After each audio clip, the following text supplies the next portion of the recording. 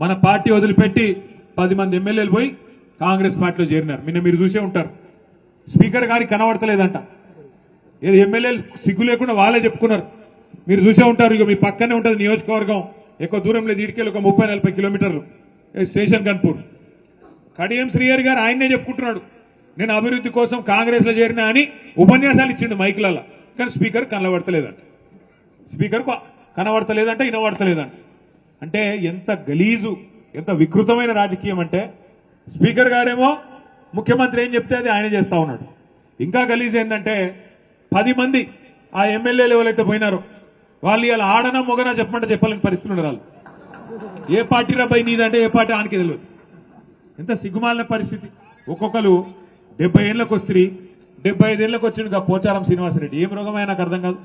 ఈ వయసులో ఓసారి స్పీకర్, ఓసారి మంత్రి, ఇంకేం చేస్తాడు కేసీఆర్? నీకు సిగ్గు లేకుండా కాంగ్రెస్ లో చేరి ఇలా ముఖం ఎక్కడ పెట్టుకోనా తెలియక కాంగ్రెస్ లో దిక్కు కూర్చున్నాడు. ఏది అసెంబ్లీలో కూర్చుంటే మొన్న స్పీకర్ ముంగట మనోళ్ళు అడిగిరట, మరి నువ్వు మా ఓన్ అయితే గట్టెందుకు కూర్చున్నావా? బాత్రూమ్ దగ్గర ఉంది, జల్లి పోయేది ఉంటుంది. అదో బతుకా నీది? నాకు అర్థం కాదు. ఏం బతుకు? ఇంతకాలం 70 ఏళ్ళు సంపాదించిన పేరంతా నాశనం చేసుకుంటే రేవంత్ రెడ్డి సంకల చేరి. ఎందుకు ఆ బతుకు? నాకు అర్థం కాదు. చచ్చిపోయింది న్యాయం కాదు దానికంటే.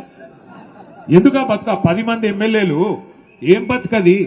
గబ్బిలాలు కదా సూరు పట్టుకొని ఎలాడినట్టు అక్కడికి పొగ పెడుతుంటే సి అని కొడుతుంటే ఏ పార్టీ చెప్పుకోలేని పరిస్థితి.